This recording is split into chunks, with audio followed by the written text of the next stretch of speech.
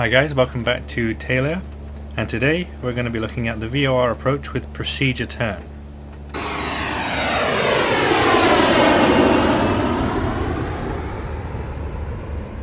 Okay guys, welcome back, and we are going to be looking at the VOR approach for runway 12 at Vero Beach again today, but this time instead of doing the DME arc we're going to be doing the procedure turn. So we will quickly go over the approach plate like we did last time. So the setup for this one, like we said, is a VOR approach. So we need to make sure that we've got the VOR tuned in. So we'll go back to the GPS here and we'll make sure we've got it all set up as we need it. So we need to tune a 117.3 in for the VOR frequency. That's active in 1, and we'll tune it in 2 as well, we may need it.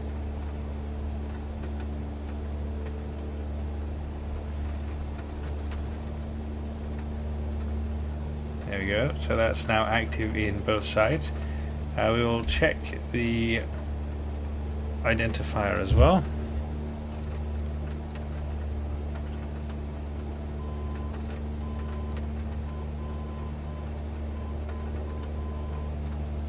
And that's identifying. And number 2,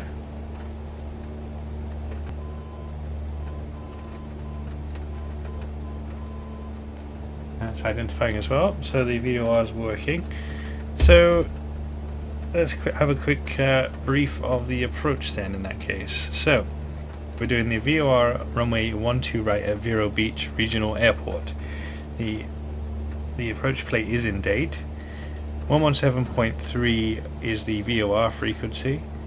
You've got a final approach track of 118 and the touchdown zone elevation is 23 feet. We've got some notes, so we can't do the circling for runway 30 right at night, and if we needed a non-Vero Beach altimeter setting, we'd use the Fort Pierce one and add the 40 feet to the MDAs. The missed approach is climb to 500 feet, then a climbing left turn to 2000, heading 360. On the intercept the Tango Romeo Victor radio 057 to Ecos, and then hold there. We've got the frequencies here, won't be using them today, and then the route. So what we're going to do is we're going to go straight to the Treasure VOR this time, and then outbound from the Treasure VOR in the opposite direction to the final approach course. So the final approach course is 118, so we need to go outbound from the VOR on a radial of 298, and then we continue all the way out past the Buai intersection, which is at 7 DME here, and you can see after that there's the procedure turn.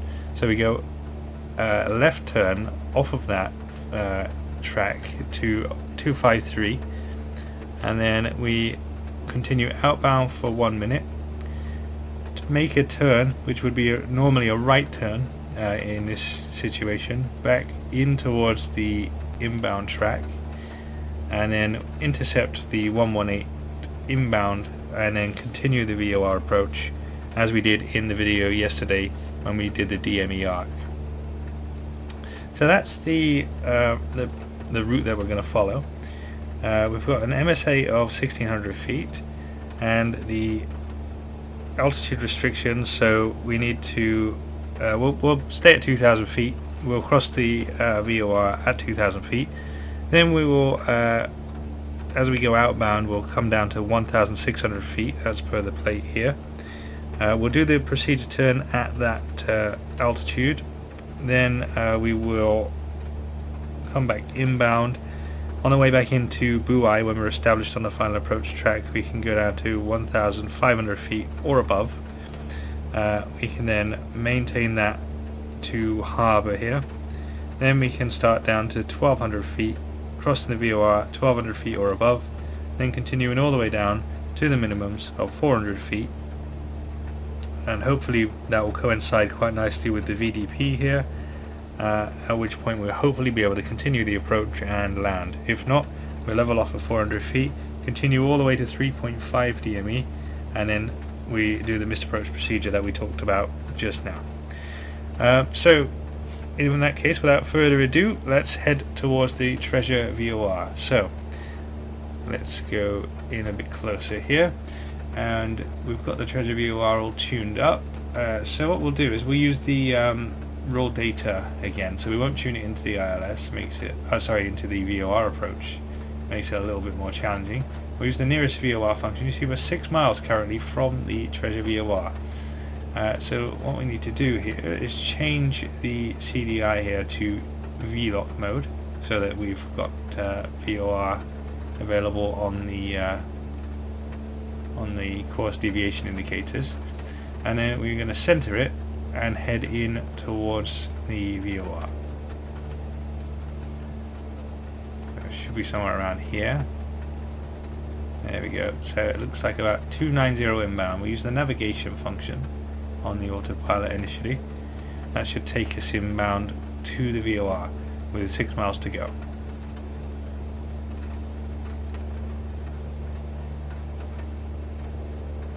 There we go. So that's giving us a nice turn inbound. That will re-intercept that radial as we've gone through it, because we were obviously going quite 90 degrees to the actual radial that we wanted to track inbound. So it'll re-intercept that now, and it will then stay on that radial until we get to the VOR. I'll be disconnecting the autopilot just before we get to the VOR anyway. So how are we going to have it set up? So what I'm going to do is I think I'm going to use the OBS2 here to track outbound. So I'm going to have this set up to 298.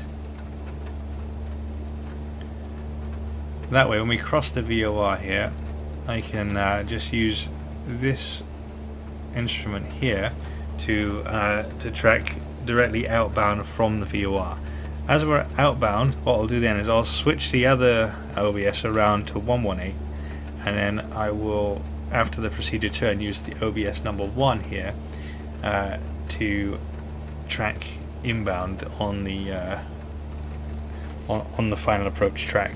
You don't have to do it that way. It's just a personal preference for me. There's lots of different ways you could do this. Obviously, if we didn't have DME, then we could actually use these radios coming off the Melbourne VOR here in order to identify the different intersections for the step down altitudes. Well, I'll cover that. I think I'll cover that in a different video. So we've got 3 miles to go to treasure VOR. We're tracking quite nicely inbound. We've got everything set up, everything's identified. Not really much else to do, to be honest with you. So you can join me when we get a little bit closer to the VOR. Okay guys, coming up to 1 mile to the treasure VOR now. So the autopilot is coming off. Wish me luck.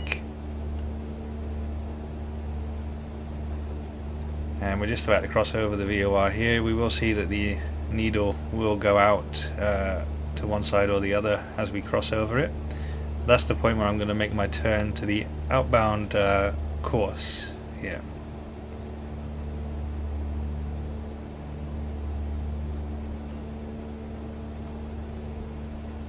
So there we go, there goes the VOR. So now I'm going to make a right turn, just a couple of degrees here to 298. And that is the outbound course for the VOR. So we just need to maintain this heading now, wait till we get a little bit further from the VOR, and then we can make course corrections as required. But definitely not worth doing that yet.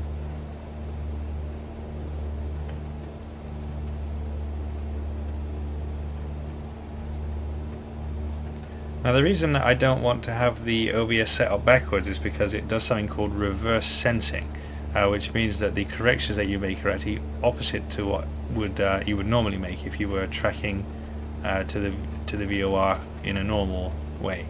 So that's why I'm going to have it set up a bit backwards. So we're a little bit, you can see we're to the right now of the track, so I'm going to go to the left of the heading bug here.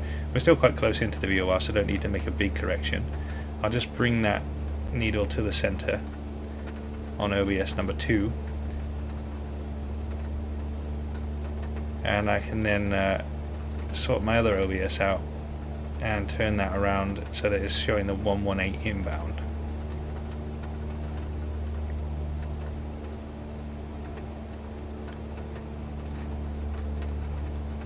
There we go, that needle's coming into the center now.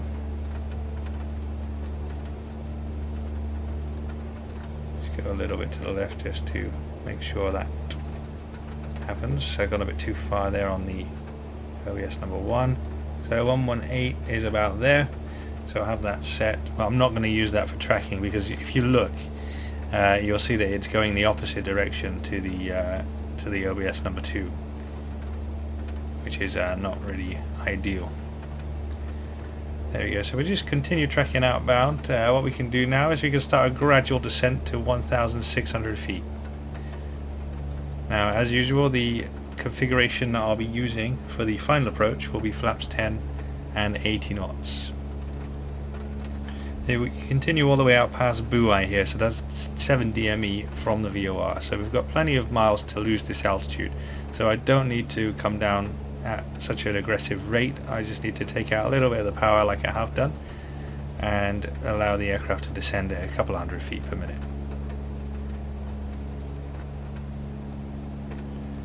There you go, descent's coming through nicely. That heading seems to be working out for us, so we will leave that like that. Just maintain this heading.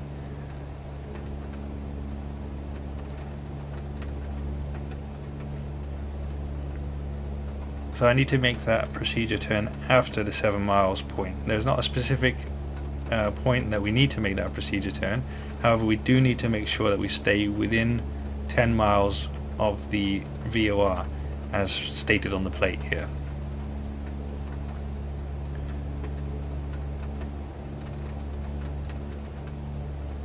There we go, that CDI is nice and in the middle on OBS 2 there, which is what we're using.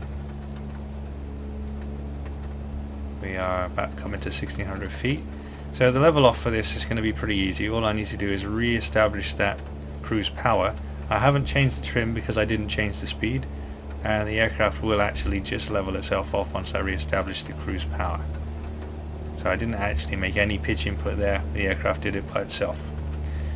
So we're coming up to 6 miles now from the Treasure VOR. The CDI is nice and central. And the next heading we're going to need is, well, outbound track of 253. I'm going to bug that now. 253 is about there. So then I know where I'm going once we start the turn. And then once the wings are level, I will start the timer.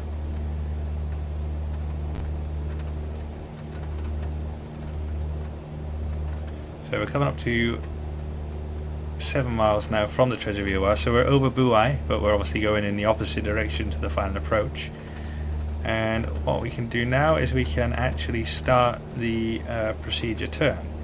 So yeah, we're past Buoy, so I'm going to start that left turn now. Nice rate 1 left turn to 253.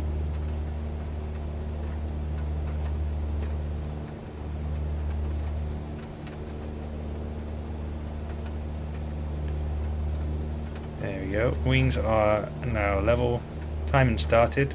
I'm going to continue outbound for a minute, and we need to make sure we stay within 10 miles of the VOR, so we keep an eye on that DME over there on the GPS, just to make sure we don't go outside that.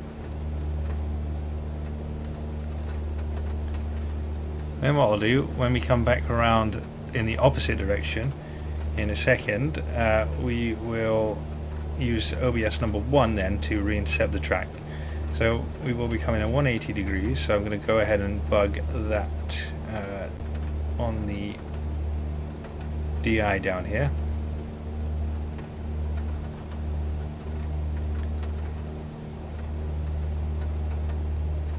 There we go, so that's going to be the intercept heading. And we're just about coming up to a minute here. There we go, there's the minute, so start the right turn now, rate 1 right turn. Keeping an eye on that distance from the VOR.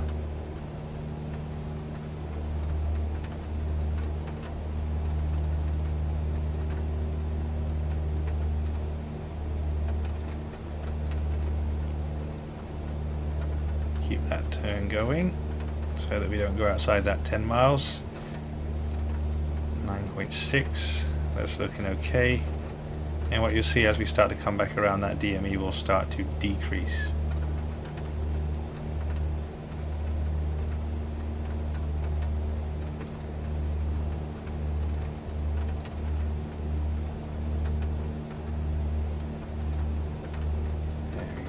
So not expecting that DME to get much further out than it is now. No, there we go, starting to decrease. And what I'm going to do is when we get to the heading bug there, I'm going to level the wings, and then I will keep an eye on that CDI. So actually what I'm going to do, I'm going to keep that turn going just a little bit, and then I'm going to level the wings here, and that should give me quite a nice intercept angle for the final approach track. I can bug the 118 final approach track,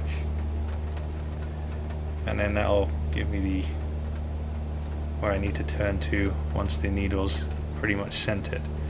So there we go, the needle's coming to the middle, so I'm going to take off some of that intercept heading now. There we go, it's pretty much in the middle, so I can establish that 118 maybe just a couple of degrees earlier. I'll roll out and just make sure that goes in the center. There we go. So now we're established on the inbound. What we can do is we can come down to 1500 feet or above for the Buai intersection, which is at 7 miles. So we've got 0.9 miles. So I'll just take out a little bit of power again and just lose that 120 feet that we need to lose there.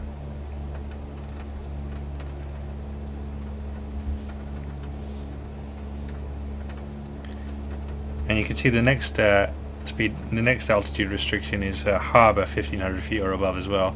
So there really is no rush to lose this altitude.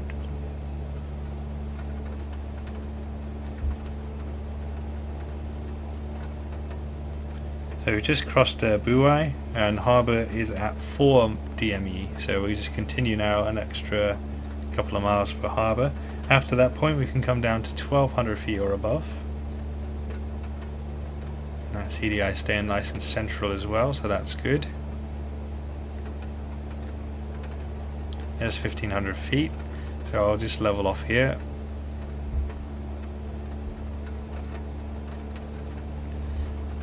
Scanning the attitude indicator down to the direction indicator to make sure that heading's sensible. Back up to the attitude indicator, across to the altimeter to make sure that we're staying above that 1500 feet platform altitude, back to the attitude indicator, across to the CDI, that's looking central, that's nice, back to the attitude indicator, across to the GPS for the distance information. So we're at 5 miles from Treasure VOR, so we've got another mile to go until we get to harbour, so we still can't descend. Back to the attitude indicator, across to the airspeed just to make sure that's all looking okay, although because obviously I haven't changed the power, I wouldn't expect the airspeed to be incorrect. And then just keeping that same scan going, across to the CDI again. You see that we're going slightly off. So I'm going to come to the right very slightly just to correct for that. There's 4 miles from Treasure VOR, so we can now start down to 1200 feet. So I'll take a couple of hundred RPM out again. Got 4 miles to lose this altitude, so really not a rush again. Now I'll make that turn back to the final approach track. Now the needle centered.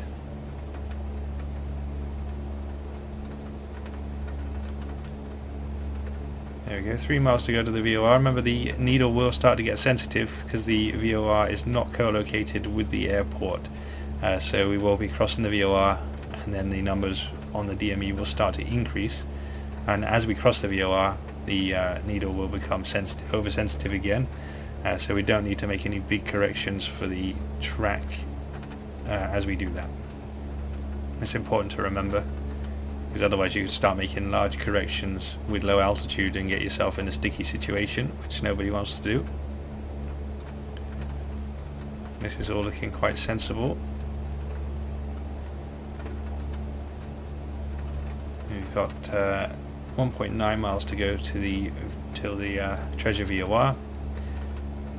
and 100 feet to lose. It's looking quite good. It's a 3.07 degree path after treasure VOR, so we'll need probably 500 or so feet per minute in order to establish the correct rate of descent. So 0.9 miles to go till the VOR, and the track's looking okay. I'll just maintain my heading here now until we get to the other side of the VOR, otherwise we'll end up overcorrecting. I'm going to level off at 1200 feet just until we've definitely passed the VOR here. I'll use this as an opportunity to slow down as well. I'll just correct that heading as we're slightly off the heading that we need. There we go. Now what we're going to do is we are going to configure for flaps 10 below 110 knots, set about 1500 RPM, and then we're going to establish that 500 feet per minute rate of descent there. And then we can continue coming down the approach.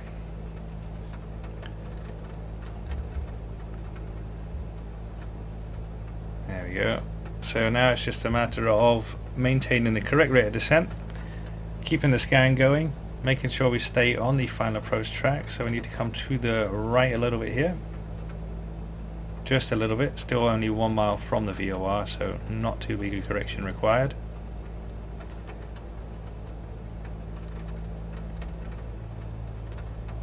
There we go, that should just about establish us back on the approach there, final approach track.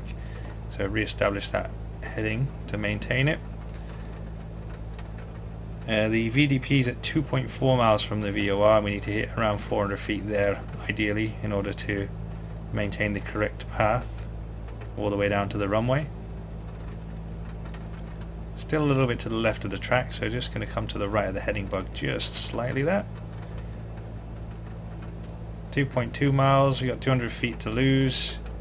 We can just increase that rate of descent very slightly, reduce the power. Okay, approaching the VDP, and there is the approach runway end identifier lights there. Need to reduce the power, and we'll go full flaps. There they go. And now we just need to continue down. We need to recapture that glide path, looking for 60 knots as we approach this threshold. We are a little bit on the high side, but it should be correctable.